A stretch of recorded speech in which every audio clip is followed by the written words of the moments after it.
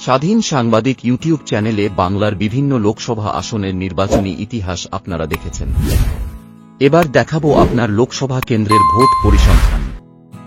2014 ও 2019 সালের লোকসভা নির্বাচনে কোন দলের কে প্রার্থী ছিলেন, কোন দল কত ভোট পেয়েছিল, তার বিস্তারিত বিবরণ থাকবে এই ভিডিওতে।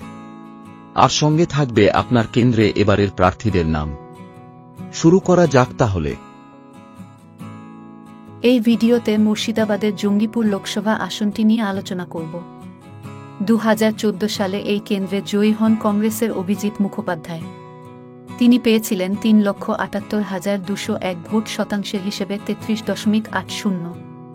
দ্বিতীয় স্থানে ছিলেন সিপিএমের মুজাফফর হোসেন। তিনি 3,70,040 ভোট পেয়েছিলেন, প্রদত্ত ভোটের 33.07% পেয়েছিলেন তিনি। তৃতীয় স্থানে ছিলেন তৃণমূল কংগ্রেসের শেখ নুরুল ইসলাম। তিনি 2,07,455 ভোট পেয়েছিলেন, শতাংশের হিসেবে 18.54। চতুর্থ স্থানে ছিলেন বিজেপির সম্রাট ঘোষ। তিনি পেয়েছিলেন 96,751 ভোট, 8.65% ভোট পেয়েছিলেন তিনি।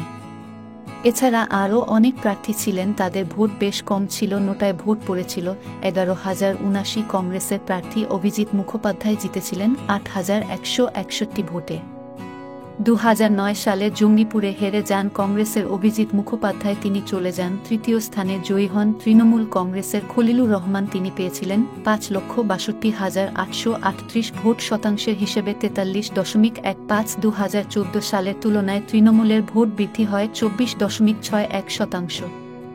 দ্বিতীয় হন বিজেপির মাহফুজা খাতুন। তিনি পেয়েছিলেন 3,17,056 ভোট, 24.3% ভোট পেয়েছিলেন তিনি। 2014 সালের তুলনায় বিজেপি 15.65% ভোট বৃদ্ধি করে। 2014 সালের তুলনায় কংগ্রেসের ভোট কমে যায় 14.19। তাদের প্রার্থী অভিজিৎ মুখোপাধ্যায় পান 2,55,836 ভোট, শতাংশের হিসেবে 19.61।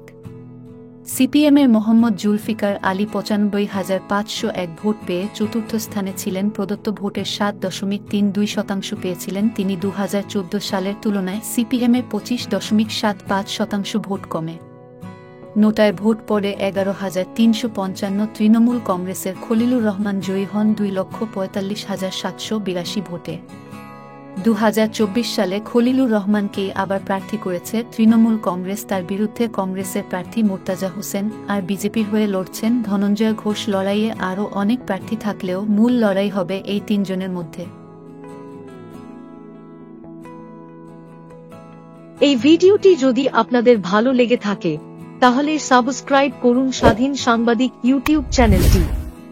লেটেস্ট কন্টেন্টের আপডেট পেতে ক্লিক করুন বেল আইকনে। ধন্যবাদ।